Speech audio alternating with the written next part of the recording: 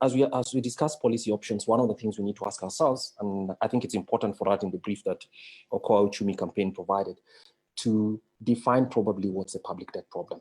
And I'm afraid we Kenyans are not defining properly what the public debt problem in Kenya is. We know what the public debt position is. It's bad. And many of us also said in this discussion that we might get into debt distress. Not might. We've been in debt distress for 3 years, people. So getting those facts right is also important. If you define technically debt distress for what it is, we've been here for 3 years. But let me say what is a public debt problem and then talk about the options very quickly before my 5 minutes are over. The public debt problem in Kenya is a spending problem. It is not a problem that Kenya does not have sufficient taxes. So let me give you an example. I mean, many people dispute it, but now, in the year just before the First World War, between the First World War and the Second World War, so we are talking here about the 1920s, this country known as Germany and the United States were above our income level today. So their income levels were above, Kenya's income level today is about $2,100 on a nominal basis. Basically, that's an income per person per year. Their debt to GDP ratio at that time was between 9 and 11%. Kenya's debt to GDP, their revenue to GDP ratio was 9 for the US and 11 for Germany. For Kenya, last year, debt to GDP rate, spending, revenues to GDP ratio, I'm talking about spending first, is almost 2.5 times that. I want us to know clearly that if you're going to discuss and actually create public education about what to be done about debt, we need to understand what the problem is. Kenya's debt problem, Kenya's public debt problem comes from the spending side, not the revenue side. My view is that this country is probably collecting as much revenue as you can collect from the poor people in this country. So that's the reason I am reluctant to support, and I think John has mentioned this, the view that all we need to do is raise taxes on those rich people. There are not too many rich people in Kenya as well. Of course, there are many thieves as well, but there are not too many rich people for which the debt solution can come from higher taxes. So we have to be cautious about that solution. I don't want to flog that point to death, but if it's the only thing you remember about what I said, please do. Because solutions have to be based on a proper diagnosis of what the problem in Kenya is. So let's take that. Now, if we go back there, let's come about to this, to what are the policy options that we as civil society groups should coalesce around. I think the first thing that we see is, I also think that Kenya doesn't lack institutional tools for dealing with what the public debt problem in Kenya is. It is just that the institutions in terms of rules and the organizations in terms of those bearing responsibilities are not doing it. And Kenya's public debt problem lies squarely in the problem between in accountability on the part of Parliament, which went to sleep, and the Treasury, which knows very, very well how Parliament is activated.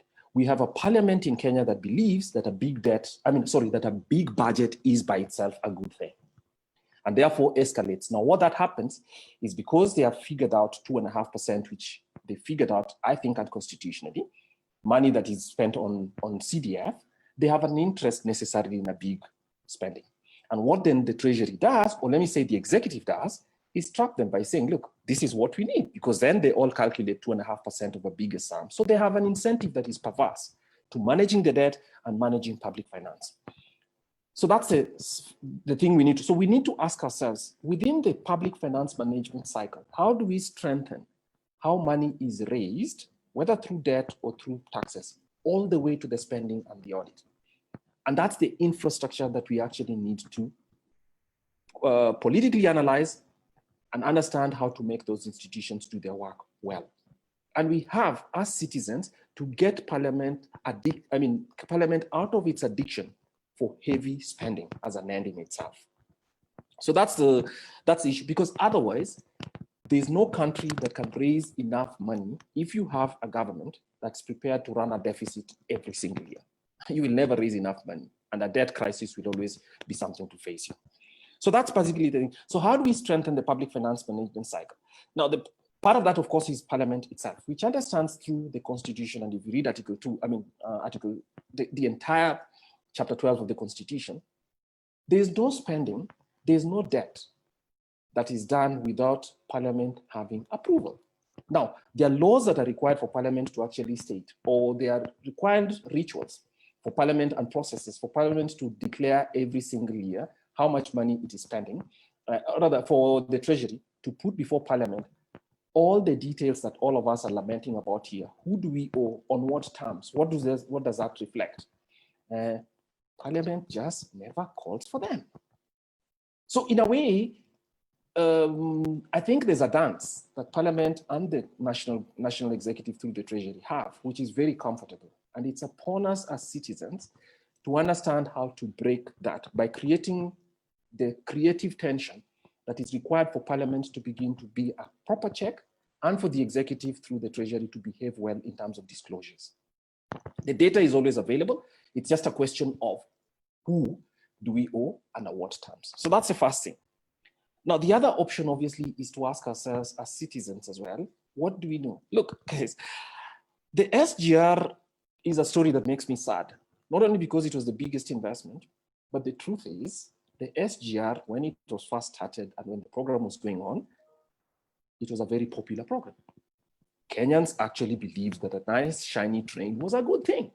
The turn simply took place after 2017, and that worries me because it also shows that as civil society groups, either we did not understand it sufficiently well, the risks that it posed, and if we did not understand the risks sufficiently, then we failed to convince the public and then got us into this problem. I don't think there's an option, especially because the government of Kenya, even in the Chinese loans, some of those are not paid to the Chinese state. They are state corporations and banks, which are considered commercial entities in other ways. So understanding that basket of Kenya's debt and how it posed a risk, I think is an issue that we need to also consider. So my view is, how do we put Parliament back on the back foot and ask Parliament, look, you need to do your job to control spending, which is the way you control deficits, because deficits are just basically spending today and throwing the burden into the future. So as I conclude, the problem is a spending problem. So as people who work in civil society, and we must defend the economic, social rights of Kenyans, we must not sell to them the idea that every single problem in Kenya can be solved by government spending more money. So that's the first. The second is we need a very robust discussion with Parliament and have them take responsibility. I know the executive is out there, have them take responsibility for the fact that they watched or they slept as the country was driven into deficits that are unimaginable, and that the problem is already here, and we can see in terms of the government's inability to respond flexibly to problems such as COVID.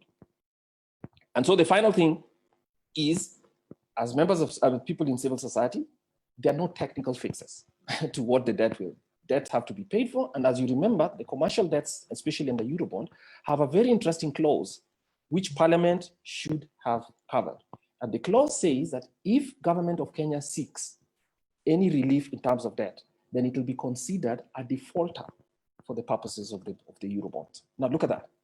That if you consider relief or try to stretch your debts, then you'll be in default. So basically, that is such a bad debt to sign that only reckless people could have signed it. And it happened right under the noses of Parliament. So it's whether every time the Treasury came up and sought to raise the debt ceilings, Parliament gave it, without doubt, unanimously. So I think they cannot escape responsibility. So the point for us is, how do we deal politically with placing them under pressure? But the second point is, we must be involved throughout the budget cycle and ask, as government is buying laptops for kids, as it's buying bridges to anywhere else, as it's buying this nice shiny train, what does that mean for the debt position? And more importantly, what does that mean for the fact that in the future, when this debt has to be paid for, we will have to forgo certain public services that we're all interested in. Thank you very much.